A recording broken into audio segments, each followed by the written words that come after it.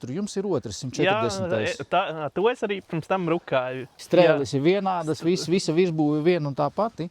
Tam ir standarta šasija, bet šitam ir speciālā meža šasija, augstais klīrens un platāka. Tu jūties arpību? Kā tev iet ar viņu? Pirmais, tev jābrauc caur cirsmām. Celmi? Celmi. Es sev vienkārši ņemu un es sevi ceļu ar ekskavātoru pāri. Es paņemu, pārceļu, pabraucu, es viņu nosēdinu, man viņš paliek apakšā zem viss, kur griež, kur tā hidrolika ir. Es apgriežos, paceļu sev otru pusi un pārbraucu tā tālāk. Tagad tu man izstāsti atšķirības starp to standarta šasiju un šito šasiju. Jūtās? Viņš arī liekas bišķi stabilāks. Bet par to celmu pagaidi. Šo arī tu cel tādā pašā veidā? Nē. Šī vēl nav sanācis tik augsts celms, ka man būtu jāceļ. Tad ar standarta šasiju tu brauc, tu tur cilājies, mēģini pārkāpt kaut kā pāri. Ar šito pa lielam līdz Es vienkārši varu braukt.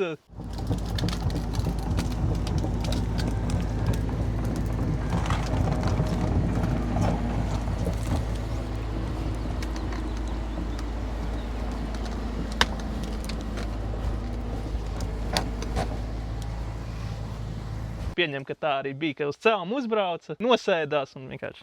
Tas nozīmē, ka tev ir standarta šasija, tad ir kaut kāds specpasūtījums jātaisa tiem apakšējiem vākiem. Tad tev vajag bruņu.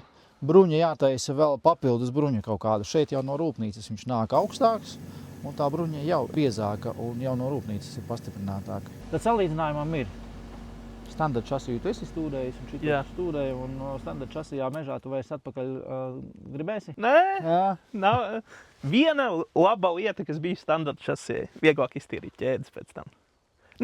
Augšu ir iztīrīt vieglāk šitajām, bet tad reko apakšā, kur rullīšiem ir bruņa. Tev šitās slēpes apakšā vadīklas, ja? Pa tām. Ilgāk čakarā. Jā. Otra labā lieta panāk šeit palūd. Tu esi salīdzinoši unikāls vai moderns ar uz sāniem lokāmo ātro sakabi?